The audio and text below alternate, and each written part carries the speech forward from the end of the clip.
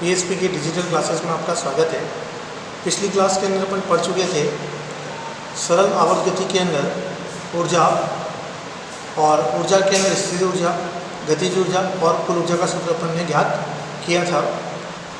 अब जो है अपन इसके अंदर आज जो है अपन डिस्कस करेंगे free oscillation of physical system, यानी भौतिक निकायों के मुक्त कंपन जो है उसकी चर्चा करेंगे।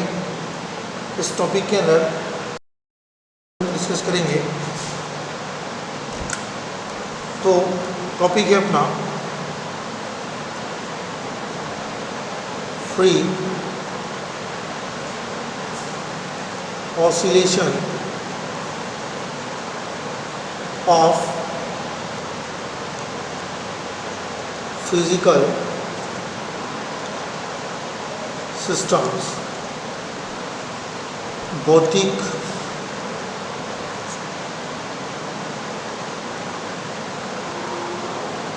निकायों के मुक्त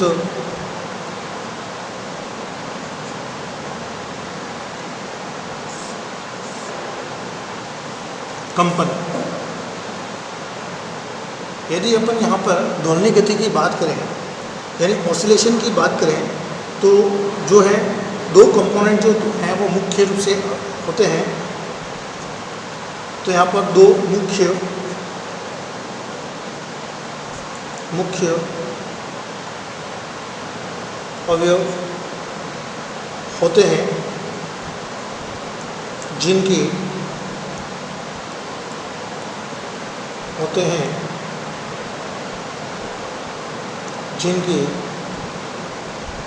युग्मन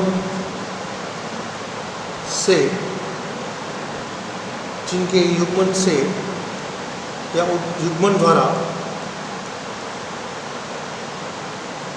ऊर्जा विनिमय होने से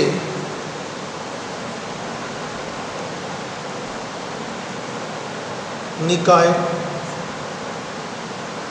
दोलनी गति करता है।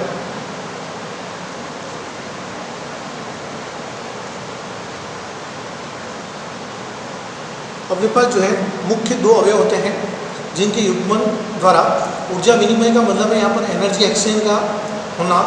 तो एनर्जी जो एक्सचेंज होगी उससे जो है अपने पास क्या होता है, दोलनी गति होती है, यानी अपने पास ऑसिलेशंस होंगे।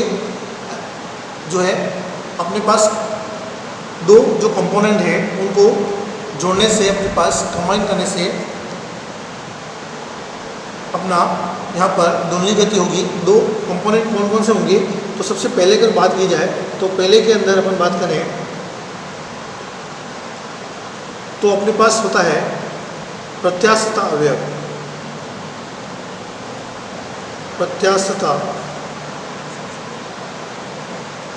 अवयव, और दूसरा होता है जड़त्वीय अवयव। दो अवयव जो है अपन बात कर चुके हैं। यहाँ पर दो अवयव मुख्य होते हैं जिनके युग्मन के द्वारा ऊर्जा विनिमय यानी एनर्जी एक्सचेंज से क्या होता है, निकाय जो है सिस्टम जो है अपना ऑसिलेशन करने लगता है, दोलनी गति करने लगता है। तो दो अवयव कौन कौन से हैं, तो पहला अपना अवयव है प्रत्यास्थ अवयव और दूसरा है जड़त्वीय अवयव। अगर यहाँ पर बात करें प्रत्यास्थ अवयव क्या है, अगर उसकी बात करें तो दो अवयव अपने पास हैं। उसमें पहला था अपना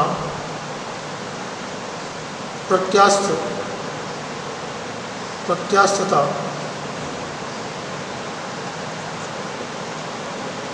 अवयव।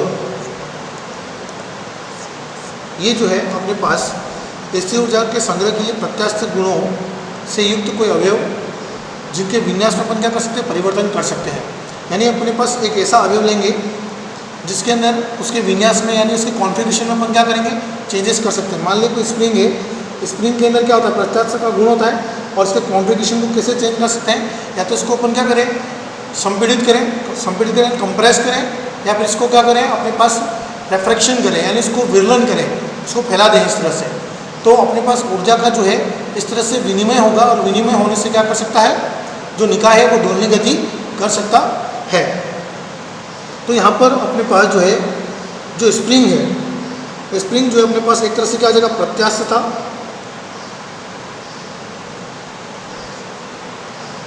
अवयव, और दूसरा जो अपन ने लिखा था जड़त्वीय अवयव। दो अवयव मुख्य होते हैं जिसके अंदर प्रत्यास्थ अवयव पढ़ लिया, जो अपना यहाँ पर स्प्रिंग है। स्प्रिंग एक तरह से अपना कौन सा हो जाएगा, स्प्रिंग जो है अपना कमानी बोलते हैं इसको। तो इसके अंदर प्रत्यास्थ का गुण होता है और प्रत्यास्थ के गुण होने के कारण इसके अंदर इसके विन्यास में परिवर्तन करके, विन्यास मतलब उसके कॉन्फ़िगरेशन में चेंजेस करके, जो मैं बता चुका हूँ, कंप्रेस और रिफ्लेक्शन यानी संपीड़न और विरलन करके अपने पास स्थिर ऊर्जा को क्या किया जा सकता है, संग्रहित किया जा सकता है। और इसी यांत्रिकी निकाय को अपन क्या कहते हैं, अपने पास जो है प्रत्यास्थता अवयव कहते हैं। और दूसरा अपने पास है जड़त्वीय अवयव। जड़त्वीय अवयव क्या है, तो गतिज ऊर्जा को ले जाने में सहायक द्रव्यमान, जिसे अपन क्या कहते हैं, जड़त्वीय अवयव कहते हैं। ये m द्रव्यमान है जो गतिज ऊर्जा, अर्थात ये क्या करेगा, इसके अंदर अपने पास m द्रव्यमान को कोई पिन लगाएंगे तो इसके अंदर क्या होगा, विरलन होगा। विरलन के कारण जो है स्प्रिंग जो है फैलेगी। इस तरह से अपने पास जो है निकाय के अवयव के अंदर, युग्मन के अंदर जो है अपने पास दो मुख्य हो गए। एक तो अपने पास जो है प्रत्यास्थ अवयव और ये दूसरा जो है वो क्या कहलाएगा, जड़त्वीय अवयव। तो दो अवयव यहाँ पर अपने पास हो गए जो मुख्य रूप से अपने पास काम में आते हैं। अब जो है अपन बात करेंगे अध्ययन की सुविधा के लिए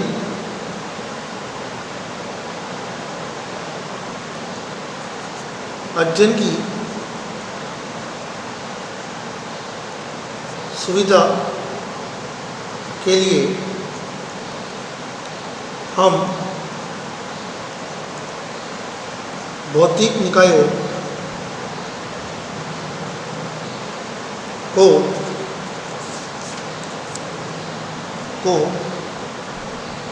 निम्नलिखित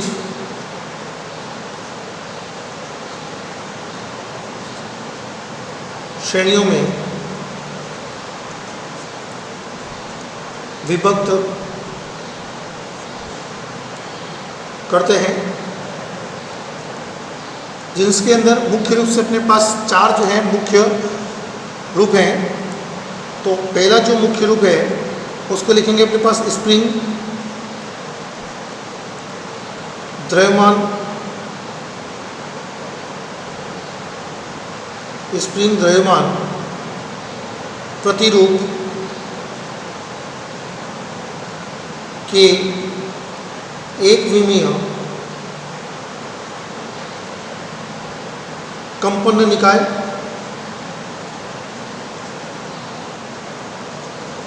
यानी मास स्प्रिंग जो है मॉडल है अपने पास वो वन डायमेंशनल का one dimensional model of spring and mass जो है अपने पास होगा। दूसरा जो है अपने पास आएगा लोलक प्रतिरूप,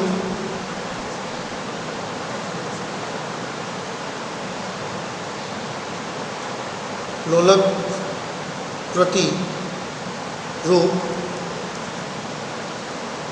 के द्विविमीय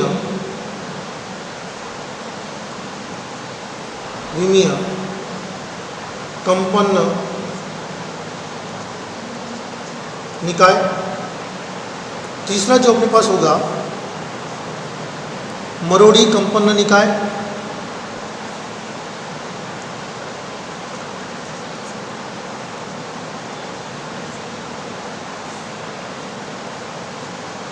टॉरिसोइडल मरोड़ी कंपन निकाय जो है अपने पास होगा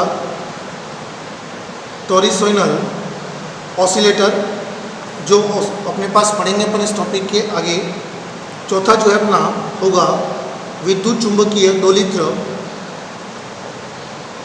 विद्युत चुंबकीय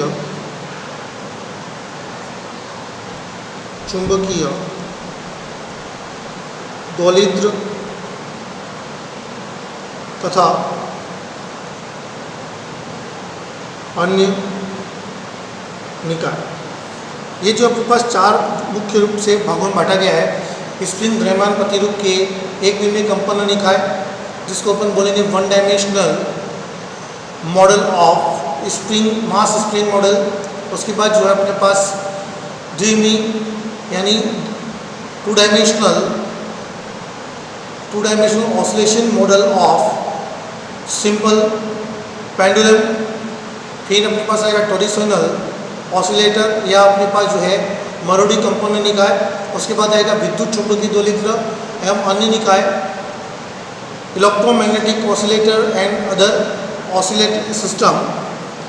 इसके अंदर जो है सबसे पहले अपन बात करेंगे यहाँ पर जो है स्प्रिंग द्रव्यमान निकाय के अंदर बात करेंगे mass spring system, loaded spring. इसके अंदर सबसे पहले डिस्कस करेंगे अपन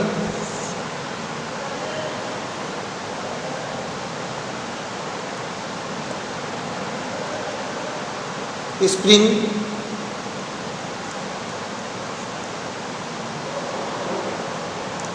द्रव्यमान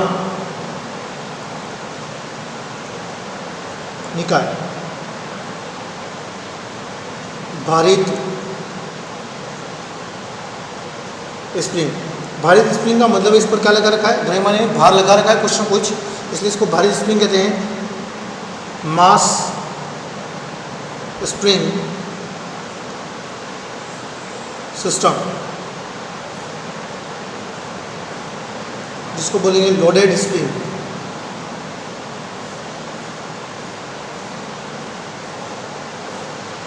इसके अंदर देखें तो सबसे पहले यहाँ पर तीन, मैं यहाँ पे चित्र बना देता हूँ, जिसके अंदर अपने पास यहाँ से तीन रिजिड अपने पास जो है बेस है। इसके अंदर 1, 2 और ये 3, ये अपने पास रिजिड है, यहाँ पर फिक्स्ड एंड है।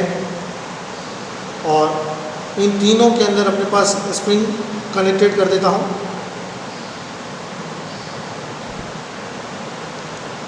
ये स्प्रिंग अपने पास कनेक्टेड है यहाँ पर। इसका जो लेंथ है वो कैपिटल एल है। इनिशियली जो स्प्रिंग का लेंथ है वो अपना कैपिटल एल है। और सेकेंड जो डायग्राम है उसके अंदर मैं यहाँ से एक स्प्रिंग को कनेक्ट कर रहा हूँ। एक एंड तो जो अपने रिजिड एंड से कनेक्टेड है और दूसरा जो एंड है वो अपने पास एम ब्लॉक से कनेक्टेड कर दिया मैंने इसको यहाँ पर स्मॉल एम। तो अपने पास जो है यहाँ से जो इसका डाउनवर्ड जो वेट होगा वो अपने पास एफ बराबर क्या होगा, mg। तो यहाँ से मैं लिख देता हूँ mg। ये जो है डाउनवर्ड होगा और रिस्टोरिंग जो फोर्स लगेगा वो कहाँ लगेगा, अपने पास ऊपर की ओर। इस तरह से जो है अपना रिस्टोरिंग फोर्स लगेगा। और इस कंडीशन के अंदर इसकी लेंथ जो इंक्रीज हो रही है, ये अपनी, उसको मान लेते हैं स्मॉल एल। थर्ड कंडीशन के अंदर अपन इस ब्लॉक को थोड़ा सा पुल करते हैं। ये अपने पास साम्यावस्था की स्थिति में है।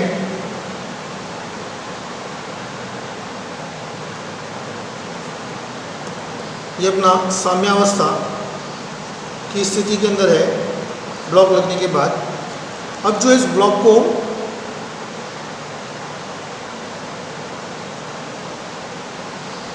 यहाँ से ये m फोर्स लगेगा mg। ये साम्यावस्था की स्थिति में है तो अपने पास जो है यहाँ पर अभी कोई बल नहीं लग रहा। लेकिन जैसे ही मैं यहाँ पर अगर बल लगाऊंगा नीचे की ओर तो स्प्रिंग के अंदर क्या होगा, खिंचाव उत्पन्न होगा। रिस्टोरिंग फोर्स कहाँ लगेगा, ऊपर की ओर लगेगा। यहाँ पर कुछ जो है फोर्स इस तरह से लगेगा और इसके बाद जो अपने पास एक्सपांशन और हो रहा है वो लेंथ में कितना हो रहा है, x हो रहा है। तो यहाँ से सबसे पहले देखेंगे ये डायग्राम अपना फर्स्ट हो जाएगा। ये फर्स्ट, ये सेकेंड और ये अपना डायग्राम थर्ड। अगर फर्स्ट की बात करें, डायग्राम फर्स्ट की बात करें तो अपने पास जो है सबसे पहले स्प्रिंग के अंदर कोई फोर्स नहीं लगेगा क्योंकि अपने पास जो है यहाँ पर एक स्प्रिंग है और स्प्रिंग पर कोई भार नहीं लगा रखा है तो इसके अंदर कोई विस्थापन नहीं हो रहा है, यानी किसी तरह का कोई विवलन नहीं हो रहा है। जो आप चित्र नंबर 1 में देख सकते हैं, न संपीड़न हो रहा है न यहाँ पर विवलन हो रहा है। अर्थात अपन कह सकते हैं यहाँ पर एक सिरा जो है इस दृढ़ के द्वारा जुड़ा हुआ है और दूसरा जो सिरा है खुला है अभी। तो नेक्स्ट में जब भी अपन क्या करेंगे, इसके अंदर एम द्रव्यमान का पिंड लगाएंगे तो उसकी लंबाई में जो है एल क्या होगी, वृद्धि होगी। तो अपने पास उसके विपरीत दिशा में जो है एक प्रत्यानयन बल कार्य करेगा। और तो दूसरा जो है इसके फेरों के अंदर भी क्या होगी, त्रिज्या जो होगी कमानी की जो त्रिज्या होगी उसके अंदर भी क्या होगा, परिवर्तन होगा। परिवर्तन के कारण क्या लगेगा, इस पर भी एक बल लगेगा। तो यहाँ से जो बल लगेगा, प्रत्यानयन बल लगेगा, प्रत्यानयन बल भी जो सेकंड कंडीशन है, सेकंड जो चित्र उसके अंदर देखेंगे, प्रत्यानयन बल चित्र सेकंड से जो बाह्य बल अपन लगा रहे हैं एफ ए बराबर हो जाएगा के एक्स, और यही बल जो है एफ प्रत्यानयन बल अगर लिखता हूँ, प्रत्यानयन बल एफ बराबर हो जाएगा माइनस का एफ ए बराबर हो जाएगा माइनस का के एक्स, जो अपने पास अपोजिट डायरेक्शन के अंदर लगेगा, जो यहाँ पर अपने पास चित्र में दिख रहा है। तो साम्यावस्था की स्थिति को देखा जाए, इस साम्यावस्था सेकंड जो मैं लिख चुका हूँ, साम्यावस्था की स्थिति को देखा जाए तो इस स्थिति के अंदर अगर प्रत्यानयन बल देखेंगे तो कितना लगेगा, तो माइनस का के एल लगेगा। तो चित्र जो है अपने पास 20 से अगर मैं लिखता हूँ साम्यावस्था की स्थिति के अंदर, तो M G plus F A जो अपन बाह्य बल लगा रहे हैं उस स्थिति के अंदर, तो एम जी बराबर माइनस अपना यहाँ से हो जाएगा F A is equal to हो जाएगा माइनस का के एल। तो के एल जो अपन पुट करेंगे यहाँ पर, तो माइनस का K L is equal to 0। तो M G is equal to अपना हो जाएगा के एल और के इज इक्वल टू हो जाएगा एम जी अपॉन एल। ये जो है अपने पास फोर्स लगेगा। उसी तरह से अपने पास संतुलन की स्थिति के अंदर, ये तो अपने पास संतुलन की स्थिति के अंदर बता दिया जो मैंने, सेकेंड जो संतुलन स्थिति थी यहाँ पर संतुलन की स्थिति में, और यहाँ पर अगर संतुलन की स्थिति को देखा जाए तो अपने पास जो है यहाँ से F1 इज इक्वल टू हो जाएगा माइनस का L प्लस एक्स। लेंथ में जो वृद्धि हो रही है वो कितनी आ रही है, ये यहाँ से L तो पहले हो रही थी और प्लस के, ये L पहले वाले में था और ये x, यानी ये हो जाएगा L प्लस एक्स। ये टोटल जो है L प्लस एक्स जो है इंक्रीमेंट हो जाएगा इसके अंदर।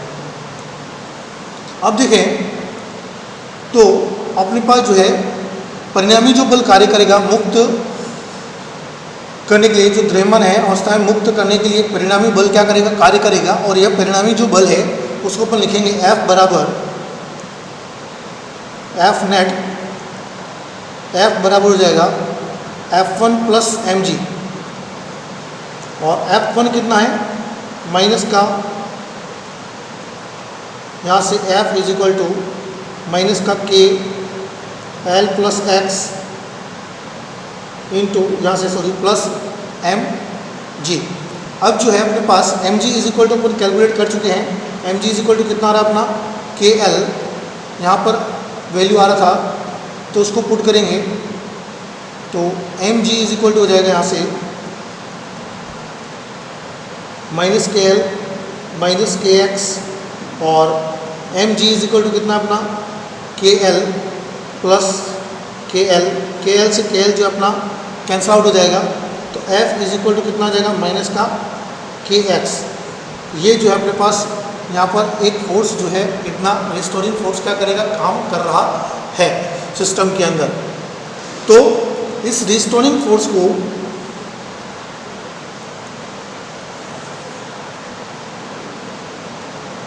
F is equal to minus का के एक्स, और according to Newton second law, अगर न्यूटन के, तो इसको समीकरण डाल देता हूँ, एक न्यूटन के द्वितीय नियम द्वितीय नियम से अगर देखा जाए तो अपने पास एफ बराबर एम ए होगा, ए की जगह लिखा D square X upon D T square, यानी D two X upon D T square, यानी ये जो एक्सेलरेशन हो गया यहाँ से और एम जो है मास हो गया, इज इक्वल टू जो है अपना क्या होगा एफ, ये क्वेश्चन नंबर 2। इन दोनों को मैं क्या करता हूँ इक्वेट कर देता हूँ बाय इक्वेशन 1 एंड 2। 1 और 2 से अगर देखें तो अपने पास जो है माइनस एम, यहाँ से लिखते हैं M D square X upon D T square is equal to minus का के एक्स इम्प्लाइज एम को नीचे ट्रांसफर करेंगे D square X upon D T square is equal to minus K upon M और X. ये जो है अपना पहले अपन डिटरमाइन कर चुके हैं, मैं बता चुका हूँ, उसको अपन लिखेंगे यहाँ से omega not square is equal to हो जाएगा के अपॉन एम, तो D square X upon D T square is equal to हो जाएगा minus omega not square X, और इसको अपन इधर ट्रांसफर करेंगे तो अपने पास जो है D square X upon D T square plus omega not square X is equal to 0। ये जो है अपना एक डिफरेंशियल इक्वेशन जो है अपना फाइंड आउट हो गया। अब जो अगर टाइम पीरियड की बात की जाए इसके अंदर, डिफरेंशियल इक्वेशन जो है अपना यहाँ से फाइंड आउट हो गया है। अब जो अपन इसके अंदर टाइम पीरियड और फ्रीक्वेंसी की बात करें तो time period is equal to हो जाएगा यहाँ से ओमेगा इज इक्वल टू होता है 2 पाई अपॉन टी, तो टी इज इक्वल टू हो जाएगा 2 पाई अपॉन ओमेगा नॉट, और ओमेगा नॉट का वैल्यू अपन डिटरमाइन कर चुके हैं, तो 2 पाई अपॉन ओमेगा नॉट, तो ओमेगा इज इक्वल टू हो जाएगा यहाँ से omega not is equal to under root K upon M. इस वैल्यू को अपन यहाँ पर पुट करेंगे तो उल्टा हो जाएगा यहाँ से इन्वर्स, तो अंडर रूट एम अपॉन के, ये जो है अपने पास इसकी क्या गया टाइम पीरियड आ गया है। और ये अगर फ्रीक्वेंसी चाहिए न्यू, तो nu is equal to 1 upon क्या होगा T, 1 upon T is equal to हो जाएगा 1 upon 2 pi under root K upon M. ये जो अपन स्प्रिंग के अंदर इस ऑसिलेशन के अंदर अपना जो है टाइम पीरियड कैलकुलेट कर चुके हैं, और जो है फ्रीक्वेंसी भी अपन ने कैलकुलेट कर ली है। और यहाँ से इसको और अगर अपन फॉर्मूले को चेंज करें तो यहाँ पर देखेंगे अपने पास जो है M G is equal to K L लिखा था, और M upon K is equal to अगर रखना चाहें तो एल अपॉन क्या होगा जी होगा। तो यहाँ से जो अपना टी निकला है अपन ने डिटरमाइन किया T is equal to 2 pi under root M upon k आ रहा था, टी इज इक्वल टू, तो टी इज इक्वल टू जगह 2 pi upon 2 pi into under root L upon G, और यही फ्रीक्वेंसी चाहिए तो T is equal to 1 upon nu करेंगे, तो अपने पास जो वैल्यू आ रहा है वो यहाँ से इसको न्यू फाइंड आउट करना है अपने पास, तो न्यू इज इक्वल टू हो जाएगा 1 अपॉन टी, तो हो जाएगा 1 अपॉन 2 पाई अंडर रूट जी अपॉन कितना हो जाएगा एल। इस तरह से जो अपनी फ्रीक्वेंसी क्या हो जाएगी कैलकुलेट हो जाएगी। तो अपने पास जो है आवर्तकाल जो है वो आवृत्ति को अगर देखा जाए, आवर्तकाल और आवृत्ति साम्यावस्था के विस्तार के अंदर एल जो है उसकी लंबाई अगर अपने पास ज्ञात हो तो अपने पास का आवृत्ति और आवर्तकाल ज्ञात कर सकते हैं, क्योंकि यहाँ पर देखें तो जी अपने पास गुरुत्वीय त्वरण जो है नियत है और 2 पाई भी अपने पास नियत है। तो केवल अपने पास अगर उसकी पेंडुलम की अगर लंबाई है, सरल लोलक की लंबाई अगर अपने को पता है, कमानी की लंबाई को अपने को पता है, तो अपन वहाँ से अपना आवर्तकाल उसका ज्ञात कर सकते हैं। आगे जो अपन नेक्स्ट क्लास के अंदर चर्चा करेंगे। Thank you.